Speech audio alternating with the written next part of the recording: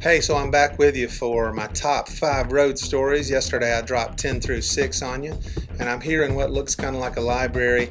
That's symbolic of the fact that I'm going to drop some serious knowledge here. It's really just because this is a well-lit room.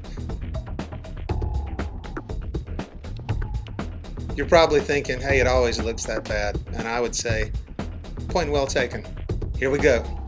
Top 5. So yeah, the band I was in was nominated a couple of times, and one year I was there sitting next to my wife at the Grammys. All these legendary artists are playing, U2 and Dylan and Fleetwood Mac. Man, they were the best. It was amazing. But my wife was nervous because I kept looking down to the end of the row where there were this group of loud guys smoking cigars and just kind of drawing attention to themselves. And I'm a starer. I just get distracted and I'm staring, and she hates that because she thinks people are gonna want to fight me because I've lost track of the fact that I'm staring. I was thinking, right, honey, I'm gonna rumble with P. Diddy and his posse. That's who it was. Later that night we got to meet George Clinton, the master of P-Funk himself. And as I was walking out of Radio City Music Hall, all the way out, the whole time we're walking out, I'm next to this diminutive, stocky young fella named Mike Tyson. We were playing the Ryman Auditorium in Nashville, and the host for this event was a guy named Gary Chapman that used to be on the Nashville Network and was married to Amy Grant. And there were some other talented artists on the bill that night. And at the end of the whole event, Gary brings us all out to the stage to sing "I'll Fly Away" with the house band.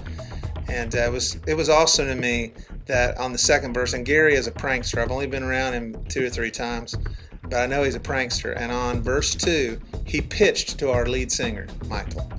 And he said, "Take it, Michael." Now, who knows the second verse to "I'll Fly Away"? I don't. You don't. Who does? Maybe the person that wrote it? Everybody knows that first verse, right? Man, Michael knew it.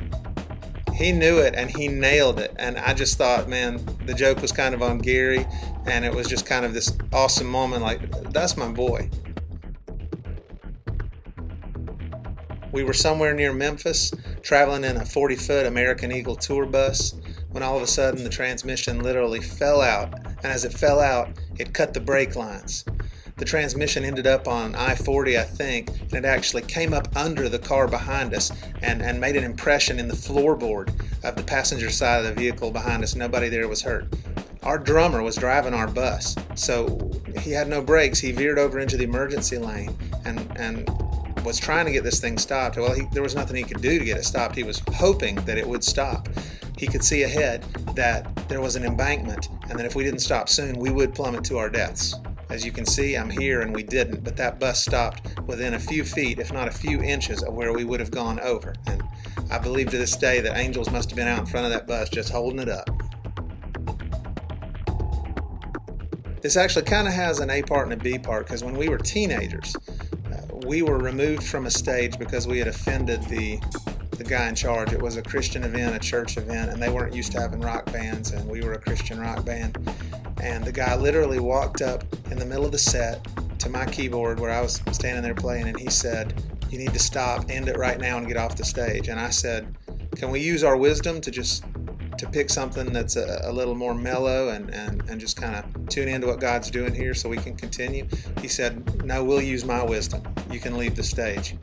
The worst part is that afterwards, he made an example of us. Hundreds of kids at this big event, he had them gather around us, and we sat in the middle, and he explained why he had to stop us that night. It was pretty humiliating. I can't really believe we sat there and took it, but we were young and dumb.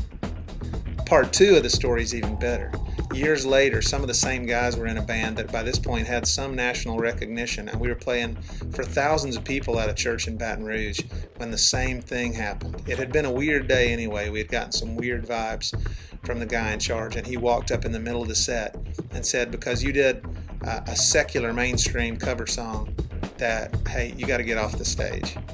We actually sat there and argued in front of 3,000 teenagers about it for a while. He won, and we got our stuff and left town. Okay, so my number 1 story from the road, and if you're still watching, thank you for hanging with me. I hope you've liked these stories. I have a million more.